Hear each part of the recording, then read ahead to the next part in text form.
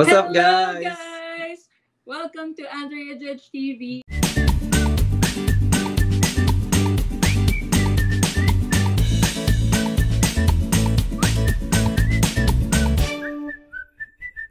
It's Let's me, go. Andrea. And Judge. Yeah, and here we are for another episode ng ating American Dream Journey for Nurses. Yes. Episode Episode 6. 6. Ayan. Alright. So yeah, maganda yung ano natin. Medyo interesting yung yung topic or Topic saka yung natin. guest natin, no. Yes. Yeah. So, ngayon guys, ang ating episode ngayon is mag-share na naman kami ng another story ng isa sa mga nurses natin dito sa Amerika. So, very interesting. Yeah. Sabi nga ni Judge yung story niya. And also, yung ginagawa niya ngayon is very helpful sa lahat ng mga parents like us. Yeah. So, yun, na-excite na ako kasi malalaman natin kung ano nga ba yung journey niya and also yung ginagawa niya. Yeah, so wag na natin patagalin. Yeah. Yes, Let's go. Let's Welcome go. na natin si Let's welcome Furby. Let's go. Hi, Furby. Furby. Hello, Furby. Kamusta ka? Okay naman. Dito kami sa Michigan ngayon. Yeah. Wow, parang ang layo ng Michigan sa amin. No? 1 hour yung yung. Pero yeah, Furby, thank you sa pag-guest sa amin sa aming munting channel, and I'm for sure na maraming matutulungan din. Although maliit pa yung ng channel, pero ang daming mga nurses na kaantaba, and then they can be this video can be their preference pagdating sa mga nursing nila questions sa naman, tulungan lang tayo dito, di ba? Yes, totoo. Ayan. Yay! Thank you so much, Furby, for your time. Alam ko, busy ka, and syempre, it's a great opportunity for us na i-interview ka din. So, Alright, thank you. Sana natin. Yes. Yeah. So, Furby, give us like a quick introduction kung ano yung current na ginagawa mo, and yun nga, sinasabi mo na yung Michigan state mo, and yun, gano'ng katagal dito sa US? Yeah, hi everyone. My name is Furby. I'm a registered nurse here in Michigan for 7 years already. I'm here with my husband, Nico. Pinoy din siya. And then I have 2 boys, 6-year-old and 2.5-year-old. Ano pa ba yun? Yeah. Sa Michigan ka na, and 7 years ka na dito. Ano yung 7 years ka na nurse now? So, saan nurse? Nag-hospital ka ba? Or... Yeah. So, 7 years na kami dito sa Michigan, but then I didn't work for the first 2.5 years because when I moved here, I was pregnant with my first son. Then I wanted to be, stay-at-home mom. So we don't have any family here. Like it's just me and my husband, and slowly we built our own village with our friends in here. Yeah. But then, so 2.5 years I didn't work, but I already have my license back then. Then my first job was in a nursing home as a supervisor. Oh, wow. So my husband works Monday to Friday, and I do Monday to Friday as a mom, and then I work Saturday, Sunday in one of it's a nursing home with memory care and skilled nurses. Yeah. So when I did that, I didn't do it for very long, like probably 3 months. And then I had another opportunity to work in a hospital here. I feel like that time I already know some, because that's the, pag first time mo as a job here in the US, parang nangangapa ka pa, hindi mo alam. Very different from Philippines. Philippine settings, So, not gonna lie to you, I was scared to do hospital for the first sabak agad. So Yeah. I Totoo. Kaya didn't Yeah. ka muna, nag-nursing home ka muna. Aha. Oh. Ang mga kasama namin doon, more of LPNs and nursing assistants. So yung LPNs is, I think, vocational nursing siya Nursing. Yeah, sa true. US. Mm. And then there are nursing assistants. Then they hired me as a weekend supervisor. I was like, can I do this job? Yeah. Ang Wow. galing naman. Courageous stuff. Tinanggap agad. Pero actually, Yeah. that's nice kasi ano bang tawag na ito? You went to like a nursing home muna as like yung yung grounds mo before nag-hospital. Kasi I have some may mga kakilala ko nagja-jump into like gusto nila hospital kagad. Yeah. But they didn't know na yun nga medyo mas critical care yung I mean it's like yung sa di naman sana pero much more advanced lahat ng mga orders, talking to certain attending doctors. Yeah. So ayan, so yan pinapayo nga din namin na yun mas maganda mag-nursing home muna. Yeah. Especially sa atin, 'di ba, na yun nga galing sa coming from the Philippines, 'di ba? Parang makapag-adjust ka muna dito sa US. Yeah. So nung pagpunta mo dito sa US, ano yun? Nag-NCLEX ka na or dito ka na nag-NCLEX? So, back in 2011, graduate ako, di ba, from Philippines. And then, I didn't work right away. I did 6 months of call center because I don't want to do the volunteer. Di ba? Yeah. Yung sister ko, ginawa niya yun eh. It takes a lot of dedication to do that job. Yeah, totoo. Totoo. Grabe. Kasi, talaga sacrifice. Kung gusto mo kumuha ng experience, then go to the Yeah. So backtrack lang. Nung sa Philippines, I graduated from Makati Medical Center, College of Nursing. So we have our own hospital. Which is Makati Med, right? And then, I don't know that time, hindi pa nag-hire or parang may freeze hiring. So I did 6 months in call center. Like, walang connection sa nursing. And then, after that, I had an opportunity to join Ate Andrea in Accenture.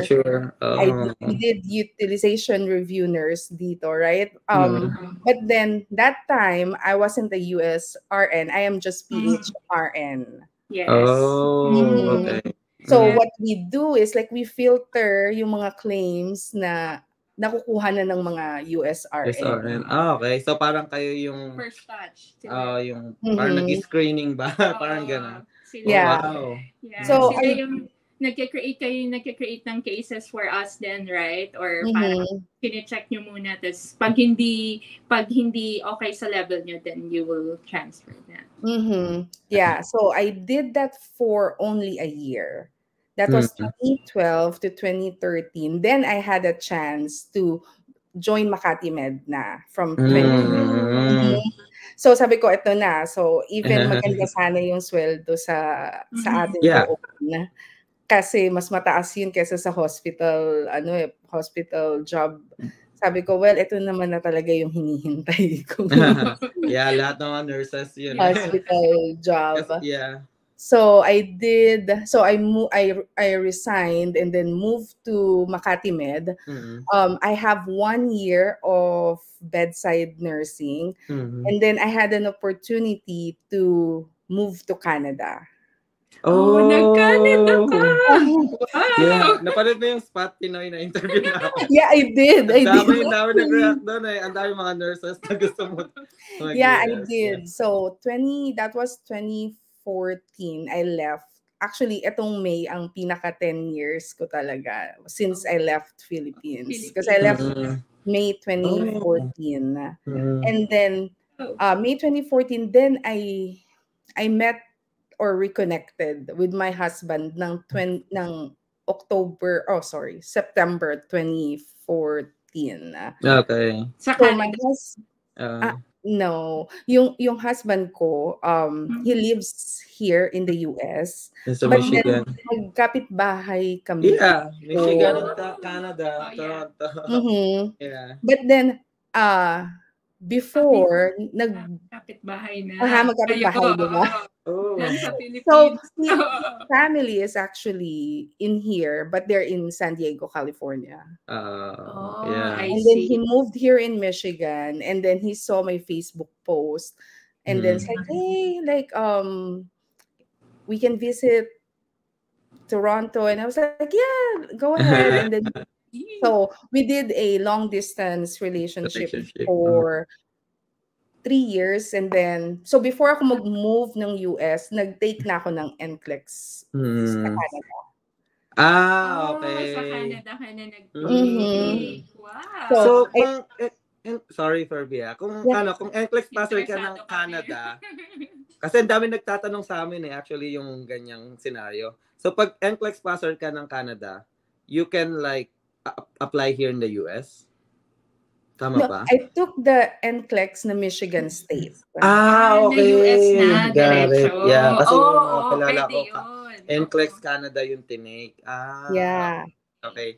Yeah, Yeah. kasi different yung NCLEX Canada and NCLEX ng US, di ba? Kasi parang sa Canada may extra pag-aaralan ka pa na may bridging. Mahirap. Mahirap, yeah. Oh. Mahirap ang nursing sa Canada. I tried it when I was there, and then parang babalik ka pa ata sa school, madaming take. And then parang hindi ka pa pwedeng maging RN, parang RPN, LPN ka pa lang. Tapos babalik ka ng school. So that time, my husband now go from here to Detroit to Toronto every weekend to visit me. Yeah. For years. Shout out. Galing. Yeah, shout out to my husband. He did the driving. Love ka talaga niya. Yeah, 9 kasi hours. tignan mo. Oo. And then so I took the NCLEX, and then I tried to apply to some hospitals and some skilled nursing here in Michigan using, I don't know if you guys know, H-1B visa. Oh, yeah.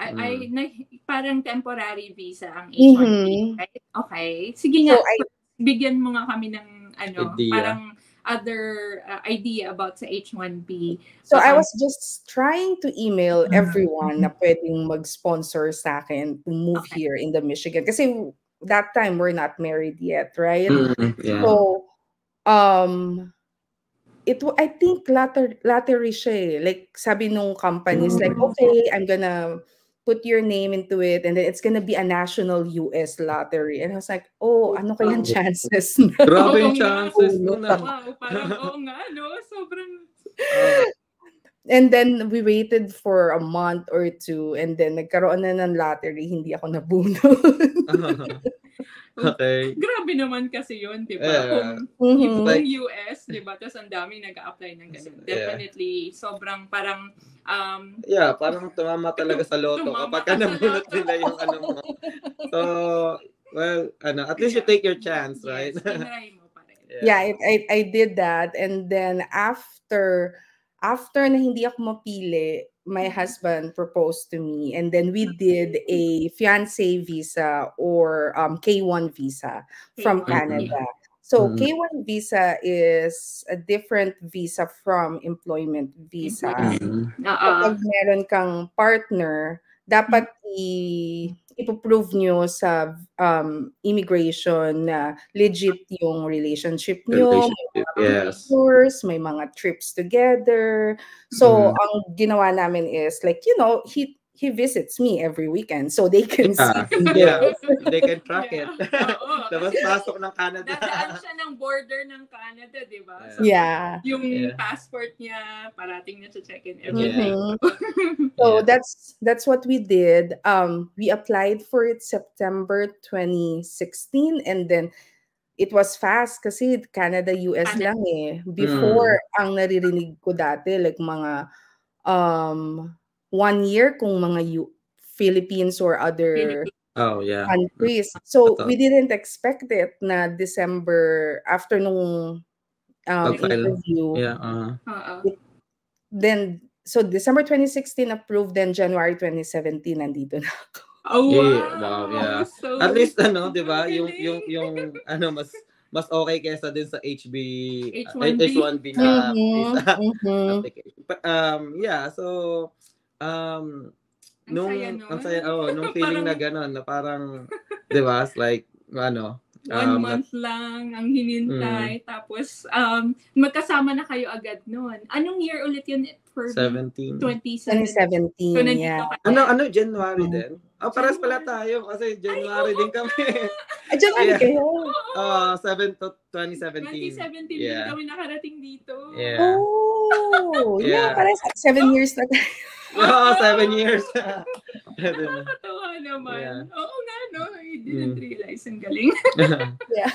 Ang galing. Ayan. So, nung napunta ka na dito sa US, sinabi mo nga kanina, di ba, parang hindi ka muna nag-work as a nurse.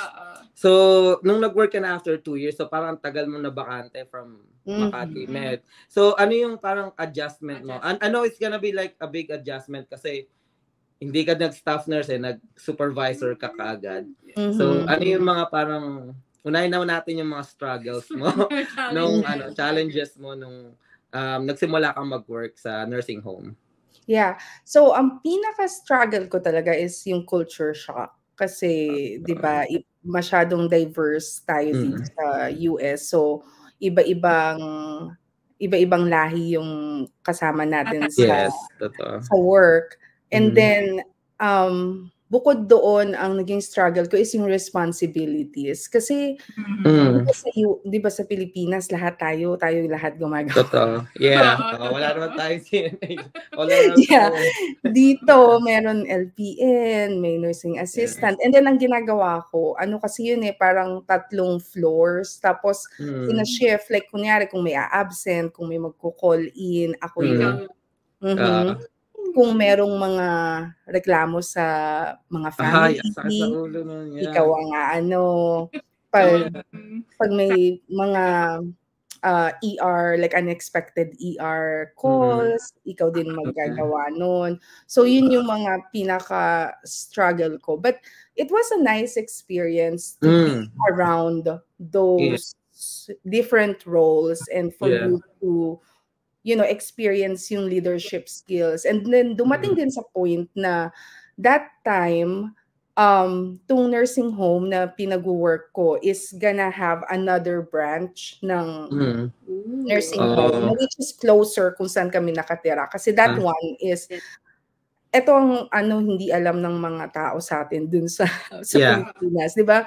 Pagdating mo dito, hindi naman tayo nagda-drive masyado sa Pilipinas, di ba? So pagdating mo dito, matututo ka pa mag-drive, mag-practice ka pa. So that time, struggle talaga kasi my husband used to drive me around. So, hindi pa ako nagda-drive. Tapos, so the-drop off niya ako, tapos pipick upin ka niya. Mahirap, diba? Same din, di din siya nagda-drive nun So, the drop off, Ilang taon ba ako? Parang 1 year din Yeah. Yung travel ko dun sa nursing home na startan ko. Lalo na pag winter, no? Ibang-iba yung driving natin dito. So, nung time na yun, magkakaroon sila ng bagong nursing home na branch closer kung saan kami nakatira. And then they wanted me to be a full-time supervisor in that. Sa bagong branch. So nagkaroon ako ng parang realization na do I really want this role? Do I really want this job? And then after a lot of, talking to my husband and thinking about it, nasa isip ko talaga is I wanna go back to hospital and bedside nursing. Kasi ito leadership role siya. Iba. Yung responsibility kasi nasa iyo It's like sabihin mo like higher position siya. Pero yung lahat ng problema from the bottom, ikaw ikaw yung mag-iisip nun eh. And then, nung time na yan, may baby ka na, di ba? Like, May baby so na. yeah, mahirap Mas talaga. mahirap pa. So, Pero ang hindi ko maintindihan nung time na yun, of course, I believe in, my qualities and I'm a good worker. Like, willing talaga silang wala naman akong leadership role na experience that time. So talagang willing silang i-hire ako at gawing full-time. full-time. So sabi ko, kaya ko ba to? Like, inaisip ko na, naku, mas madami tong families, mas madaming mga, below you na kailangan mong i-handle, ganyan. So, naisip ko nung time na yun, gusto ko mag-bedside nursing and then I applied for hospital. Even though, feeling ko talaga, di ba, ang akala kasi natin sa Pilipinas, kailangan madami kang experience dapat. Experience, yeah. Na hospital job. But then, looking back, ang experience ko lang naman talaga is 1 year sa Pilipinas. And then, so, kinabahan din naman talaga ako nung nakakaba yun. Sobra. Kasi iba eh. Kasi ako nga din eh. Actually, nung share ko lang, ewan ko kung napanood mo din kay Levi na yung nag-jump in din kaagad ako ng hospital, level 1 trauma kaagad, like OR. Yeah. Sabi ko, kaya ko ba to? Pero yun nga, ganda kasi yung training din. Grabe. Yeah. Pero yung kay Furby, I believe, walang training yun. Wow. Di ba, nag-provide ba sila sa'yo ng training ng time na yun? Sa supervisor? Oo. Nag-shadow ako ng mga ilang weeks doon sa weekday na supervisor. Oo. Yeah. That's good. At least nagbigay pa rin, di ba, ng training. Pero nung nag-hospital ka, may training din yun, di ba? Yeah, may training din. I think it was 3 or 4 months before ka maging on your own. Anong unit na inano mo? Ako ngayon sa med-surg ako ngayon. Oh, wow, maano din ba to? Oo, talagang hapunan ng yung you will never know kung anong makukuha mo doon, patient. Alam mo, try mo mag-OR para mas relax. Mas relax, yeah. Pero ang maganda doon, yun nga, like, you'll never know kung anong magiging araw mo doon. Kasi iba-iba talaga, like, pre-op, post-op, trauma, iba-iba eh. Yeah. Like yung mga tipong hindi alam kung saan ilalagay sa ospital. Yes. Yeah. Like from ours, like siguro lagyan na natin sa med-surg, like wala mapaglagyan ng pasyente. So ayan, mahirap yung med-surg na Akala lang nila na ang med-surg, 'di ba, yun daw ang pinakamadali. Madali. Yeah. No, hindi pala. Actually hindi. Yeah. Oh, wow. Kasi yung iba, like tulad nung like kunwari ICU ka, it's like mahirap kasi it's like critical care, you never know. Pero kasi it's like you have your patient like parang kinabukasan same patient kasi parang medyo long term ko yung mga critical care, di ba? You just need to observe and assess everything mabuti. Pag med-surg parang parang yung sa Forrest Gump, yung when you open the box, you don't know what chocolate you'll get. Yeah. Pero ang maganda naman, ang census namin, ang ratio namin is 1:5, 1:6. Oh yeah, nice. Wow. Sa mga interested malaman. Pero I'm pretty sure hindi ganyan sa lahat depende siguro sa hospital din. Pero manageable naman ba for yung 1 to 5, 1 to 6? Meron kang like assistants then with you helping? Yeah. So dun sa unit namin 50 bed capacity yun dun sa floor namin. And then we have probably 10 to 11 nurses. So, ang pasok is, day shift ako, so 7 a.m. to 7 p.m. ang shift. 12 hours. And then, meron kaming nursing assistant. One time, we have LPN 2 in the floor to help us. So, ang kinaibahan lang talaga nito, I feel like sa bedside sa Pilipinas is mas madaming critical thinking dito na ginagawa ang mga nurses. Kasi you can make your call. Like, let's say, sa Pilipinas, like pag may orders, you do this, you follow the orders, right? Dito, if you think na yung assessment mo sa isang patient Oh, Just yeah. like this, I'll text the doctors like, hey, do you think we can order an imaging for this one? Like, Yeah. yung pain, hindi Mm. masyadong maganda yung ano natin, management Mm. natin. So you can actually really communicate with the doctors. And Yeah. talagang importanteng part talaga ng Yeah. care team ang nurses. Yeah. Actually nga, kasi di ba, ano, Okay. sa OR ako nag-work. Mm-mm. So, parati ko kasama mga attending, resident. Mga Actually, doctor. parang sila nga nagbe-base na sa mga nurses sa floor eh. Oo. It's like, pag nag-page, like, diwining 10, parang sasabihin nila ano yung suggestion ng nurse or something. Parang they're basing their ano na din. Kasi mostly busy sila. So, Yeah. talaga yung mga nurses yung Kasi assessment. tayong mga mo. nurse, ikaw mismo, Furby, di ba? Ikaw yung talagang nakakakita or Mhm. indirect contact sa Mhm. pasyente. So, yung mga nurses dito, yun, very, kailangan proactive ka eh. Mhm. Na sabihin mo. Kasi, kung titignan mo at the end of the day, kapag may nangyari din dun sa pasyente mo, sa'yo din, ikaw din naman yung mahihirapan, di ba? So, yeah. Yeah. Parang Ibang-iba. yung sa Philippines naman, iba kasi Yeah, we're relying sa doctors. Mhm. And it's like, basahin mo lang yung assessment and then you just wait for the orders or Yeah.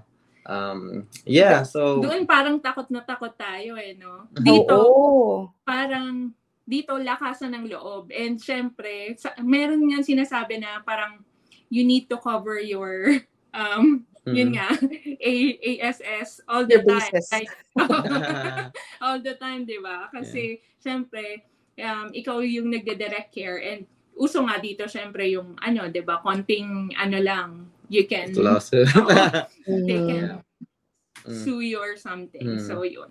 Yeah. Ang So, yun. So, ang yun galing yung nyo. mga Alam mo, experience. hanga ako sa iyo, Furby, eh. Kasi yung lakas ng loob, dito palakas ang loob eh. Yung sa'yo, yung ginawa mo, you accepted yung leadership skill na ginawa mo. Wow, it's, di ba? Yeah. Ako nga takot na takot mag-accept ng parang leadership role, pero I'm so proud of you. Ang galing-galing. Ayun na nga guys, what's up? Guys. So ayan, pasamantala namin puputulin yung interview namin kay Furby kasi medyo mahaba na. So that is the part 1 of this interview. So abangan niyo yung part 2. So ano nga ba yung part 2 na dapat nilang abangan? Ayun guys, abangan nyo yung ating part 2 and this is all about yung ginagawa ni Furby as a mama coach. Yan. So, Abangan natin interesting yun, yun, guys. Abangan nyo yan. Yes, So, very interesting. Yeah. So, yan. Maraming salamat. So, abangan nyo yung part 2, guys. Cheers! See ya. Bye.